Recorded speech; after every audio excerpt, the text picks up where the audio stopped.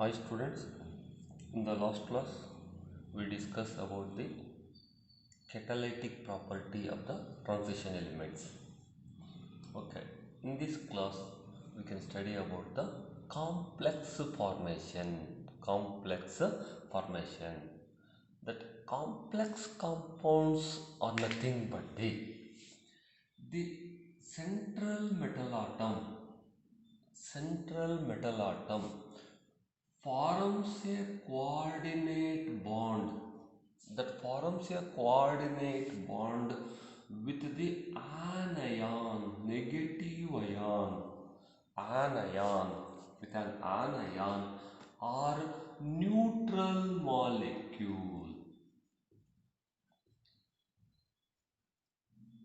Anion or neutral molecule, they can form a coordinate bond with the central metal atom. Those are called as a complex compounds. In the next chapter, in coordination compound, we are discussing about these complex compounds. Coordination compounds, nothing but the complex compounds. In that complex compounds, anion means negative ion. Anion or neutral molecule will form a coordinate bond with the transition metal atom.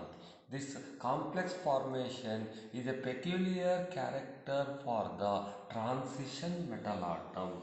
The transition metals will form a various complex compounds like CuNH3 4 cuprammonium, CuNH3 2 plus cuprammonium, or FeCN6 4 minus ferrocyanide, or FeCN6 3 minus. This is called ferricyanide, NiCO4. This is called nickel carbonyl. These are some of the examples for the complex compounds. Then, why these transition elements forms the complex compound? That is reason for the complex compound. Why do transition elements form the complex compounds or coordination compound? They can take this question for the 2 to 3 marks. This is also very most important one.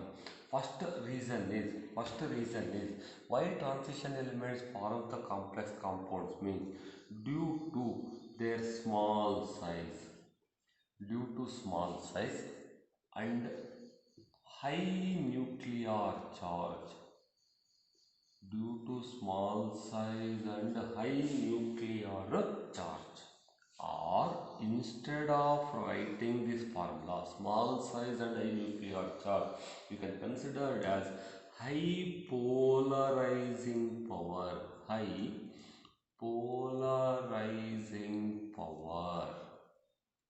That polarizing power, nothing but the charge to size ratio. We are called as a polarizing power. The nuclear charge is very high, size is small, hence polarizing power is very high.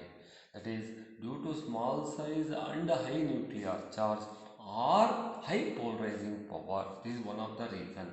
Second reason is transition elements provides vacant d orbital.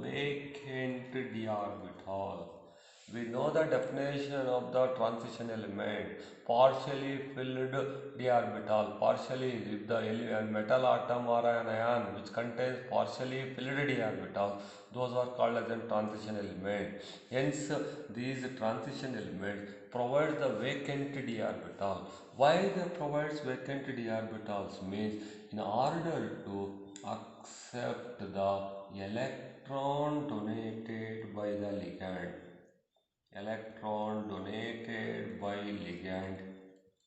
To form coordinate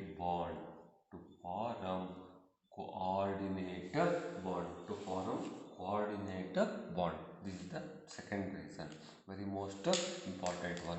This is the For example, you take cupramonium. Here copper atom is present. This is the ligand between metal and this is ammonia, copper and NH3. They arise as a coordinate bond.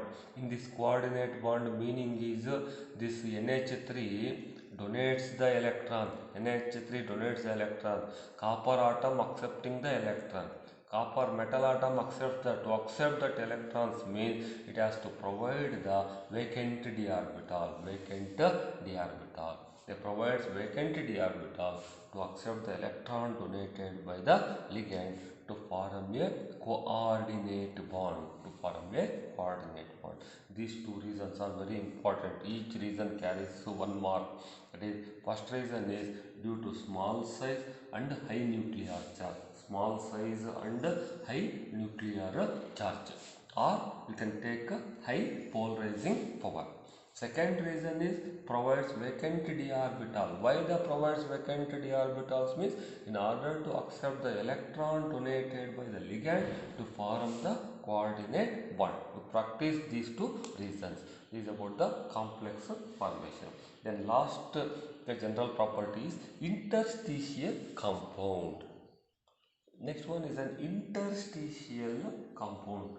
Before going to that interstitial compounds, you consider the void definition. In solids chapter, you can use the word void or nothing but the interstitial space. Interstitial space. That voids are nothing but the voids means the empty space. Empty spaces. Empty space present in the crystal lattice. Crystal lattice. That empty spaces we are commonly called as an void. Void or interstitial space. Empty space present in the crystal lattice. If you arrange the particles in regularly, they arise as some empty spaces. Those empty spaces we commonly called as a void. These interstitial compounds means that interstitial compounds are formed. This is one important for the one mark. What are interstitial compounds? The interstitial compounds, they are formed when small size atoms like maybe hydrogen, carbon or nitrogen. Small size atoms like hydrogen, carbon or nitrogen. They are trapped means inserted. They are trapped inside the crystal lattices. That is in the void places. They are trapped inside the crystal lattices. Crystal lattices. Inside the crystal lattices of the metals, transition metals of the metals. That newly formed compound we can call as an interstitial compound. You have to follow this definition as it is. Don't modify the definition. The interstitial compounds are formed when small size atoms, very small size atom, maybe either hydrogen, carbon or nitrogen, they are trapped inside. Trapped means inserting, introducing. They are trapped inside the crystal lattices of the metal. Then these interstitial compounds, they are also called as the non-stoichiometric compounds. Non-stoichiometric compounds.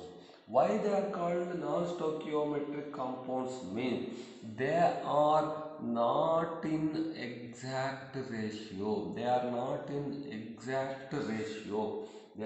the exact ratio as shown by the molecular formula. In the molecular formula, they are not in the exact ratio. That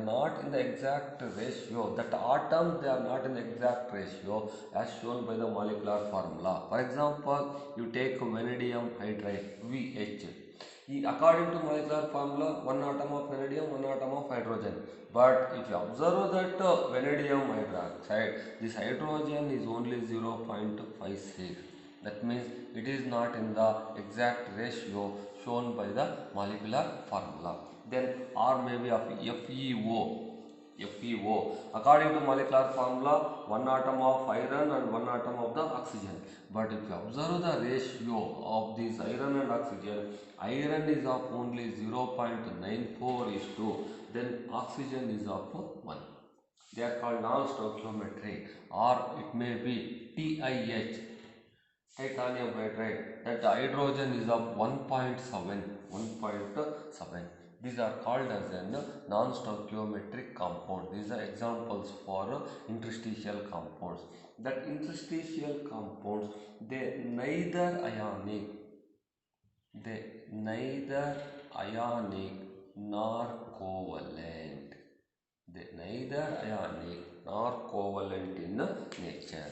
Then the characters of interstitial compounds.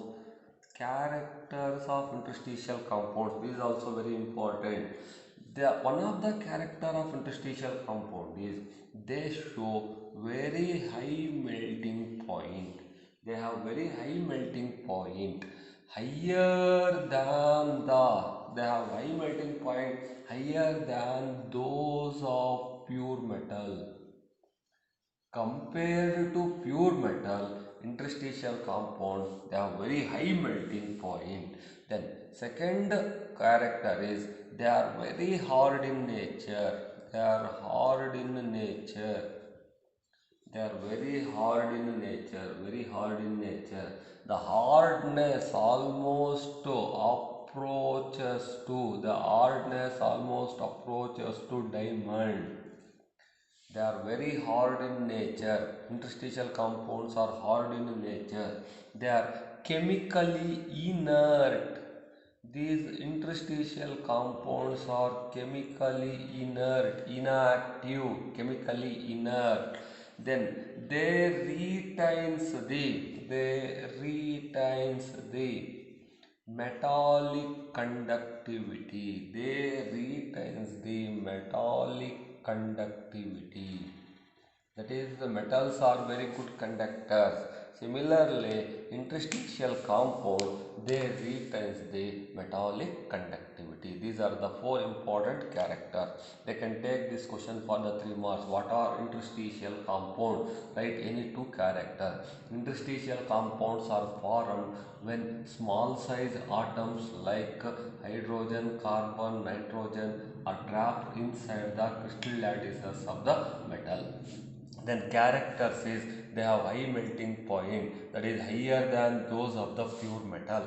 They are very hard in nature. They are chemically inert. They retains the metallic conductivity. These are the characters. You note down as it is and practice. This is about the general properties of the transition element. From next class onward, you can study about the compounds of the transition metal. There are 2 compounds. One is potassium dichromate and potassium permanganate. Up to general properties, they can take 1 question for the 3 marks. And in the compound, they can take 1 question. You follow these general properties, definitely you get the 3 marks. And from next class, you can study about the compounds.